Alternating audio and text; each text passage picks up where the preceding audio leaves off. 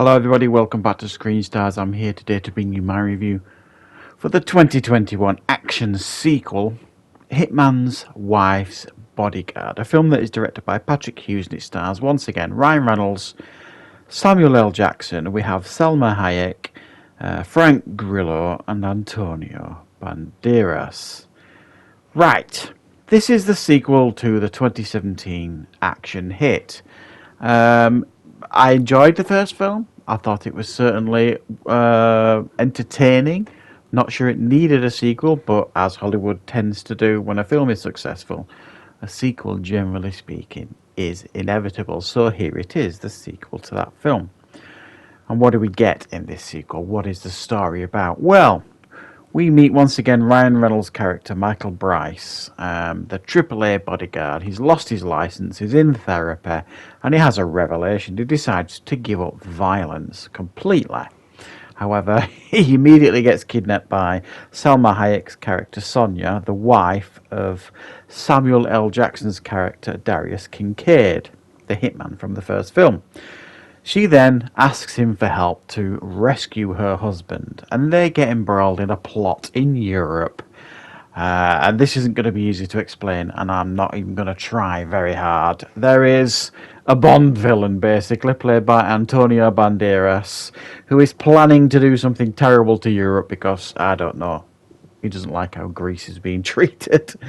And it is up to Michael Bryce, Sonia Kincaid, and Darius Kincaid to put a stop to him after being recruited by Interpol. Right. What are my thoughts on The Hitman's Wife's Bodyguard? Well, this is one of those films that if you don't put a lot of thought into it and you just go in and enjoy it for what it is, you'll find a fairly entertaining and amusing film here. If you go into this film looking for issues, my God, you're going to find a multitude of issues with this film. Because it just doesn't make a lick of sense. The plot itself is redonkulous. It's just absolutely terrible, the plot. Like I say, for some reason, I mean, Antonio Banderas is the bad guy in this film. And essentially, like I said, he's playing a Bond villain here.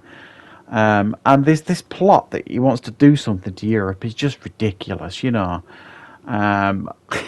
It just made no sense at all.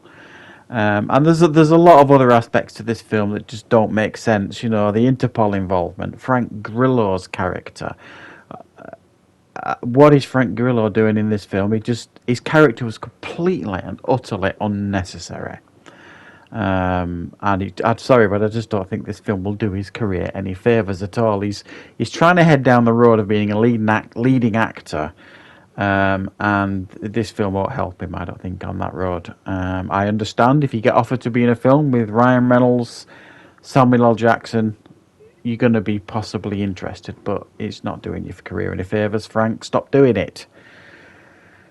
But I'm not going to lie, I did find the film quite funny at times. Ryan Reynolds is on form here with his one-liners and his quips.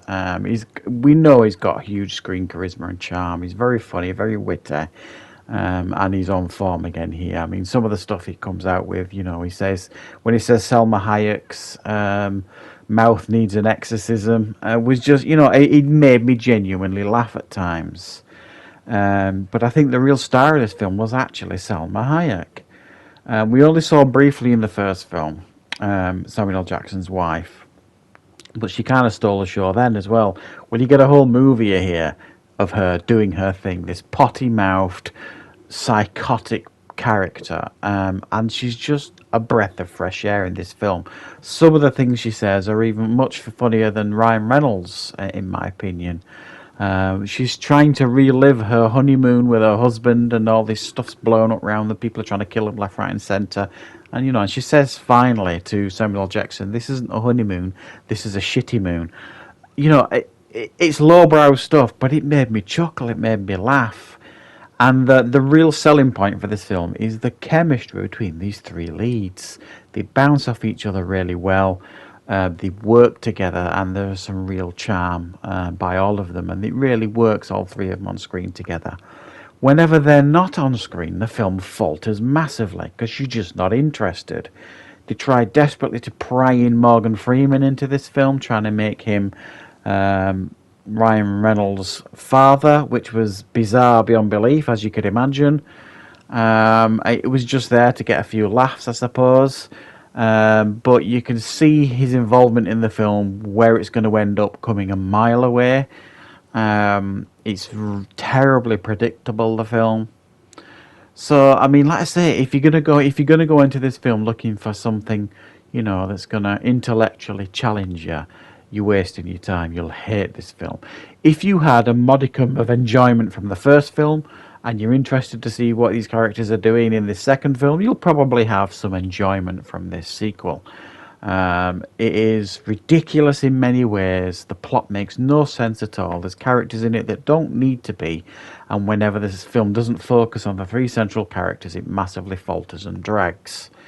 But it is reasonably entertaining. I'm going to give it a 6 out of 10. It's okay, it's watchable, but it's also pretty ridiculous at the same time. So that is my review for Hitman's Wife's Bodyguard. I hope you liked it. Thank you very much for watching, and I'll be back with more reviews on the channel very, very soon.